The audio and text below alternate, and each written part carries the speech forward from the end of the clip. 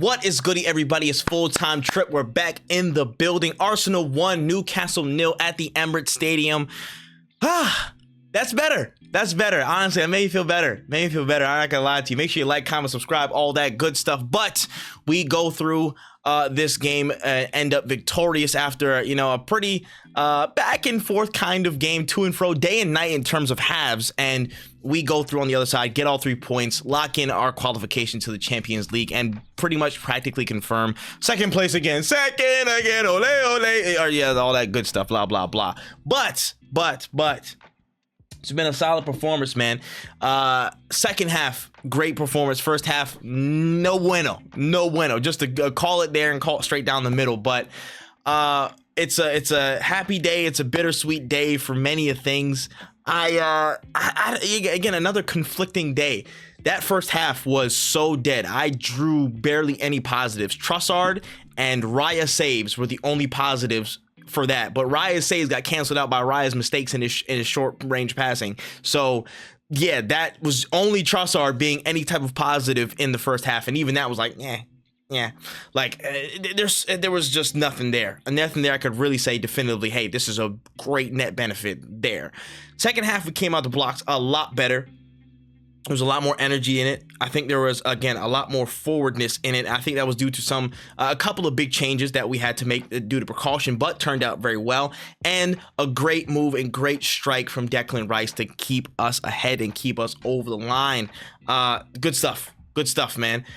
To break it down a little bit, first half, yeah, wasn't seeing too much. I don't even want to speak much in that first half, bro. I can't even draw. Like, I want to talk about what's it called?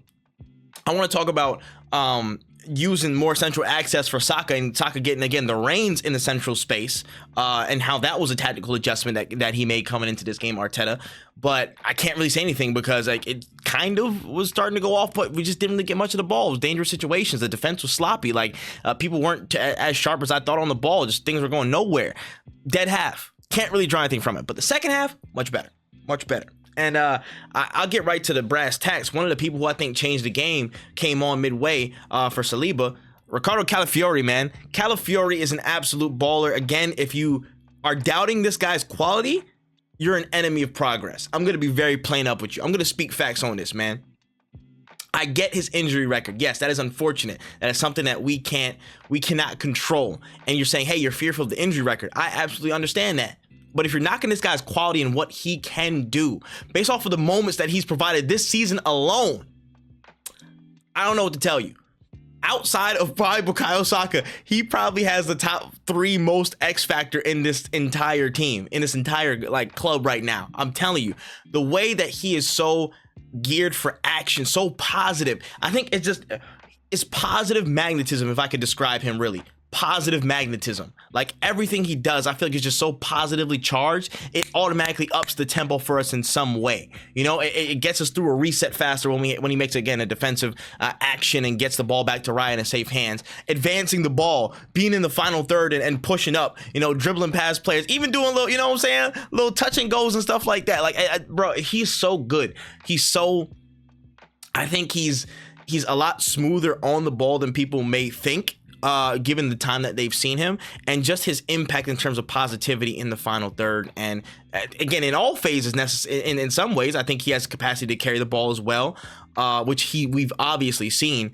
Defensive contributions, again, he's shown that he plays center back. He's played center back before, but this cameo definitely solidified it to people that he can step into that role and absolutely do more than a job. I was super happy with seeing him get that full minutes, no crazy injuries, no crazy sit downs, and also be such an influence in different facets of play. And I think people overall maybe were skeptical of how well he was defending, because he was out wide and he didn't have great spells in a couple of other games beforehand when he was out on the left, like when he was playing fullback. But I thought today he was very, very good. I thought he changed the game for us massively with his contribution. So shout out to him. Let me see who else was in there today that I thought was really a difference maker. I mean, I'll get to Declan Rice back in a second, but I thought Raya, again, he was man of the match for many people. He might be my man of the match, honestly, because he kept the clean sheet at the end. I thought he was very well with his, again, ability to, shot stop and be there for the things that he was supposed to be. Cross claiming was the biggest thing again today. Just as things were a little bit dangerous towards the end, he was able to corral those, punch those out effectively, and get us to the spots that we needed to be to get over the line. So I think probably Rise my man of the match. I'd say that. There were some dangerous ass crosses or passes in the first half that got him into trouble, but he did some absolute heroics to get us out of those jams and get us through.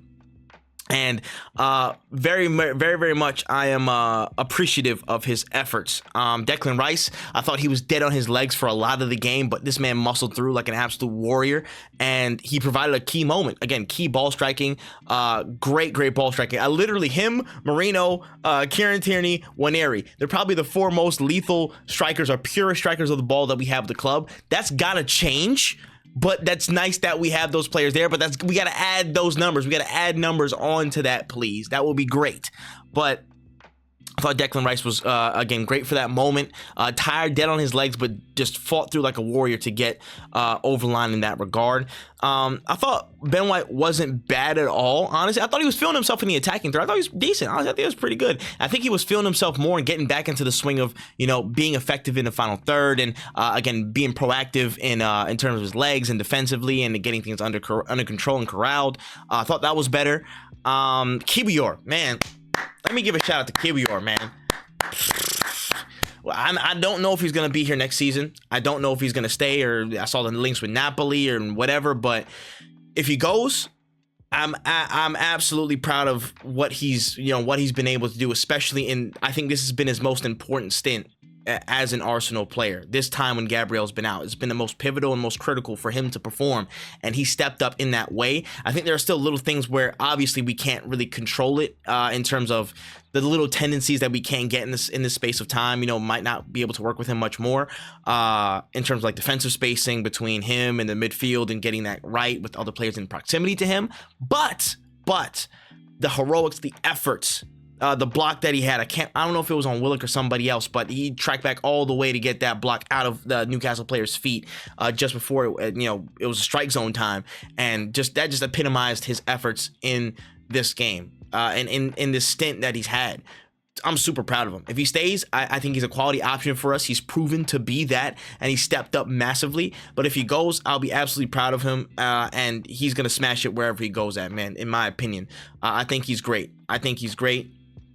Great squad option, and that's somebody that I'm proud to say put in a real good shift for us with his time with the club. Shout outs to him.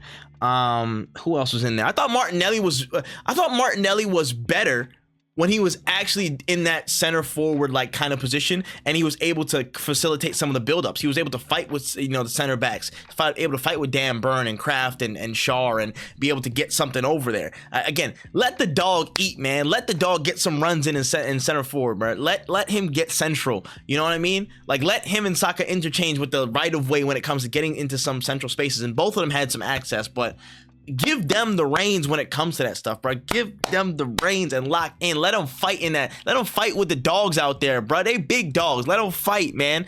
I love the doggedness, the efforts that he always gives. So shout out to Martinelli on that one. Let me see notables. Oh, also Kai Havertz is back. Hey man, just for the end of the season, Kai Havertz is back. I'm absolutely astonished at the recovery rate that he went through. I thought it was done out for the season, but he came back. He looks stronger.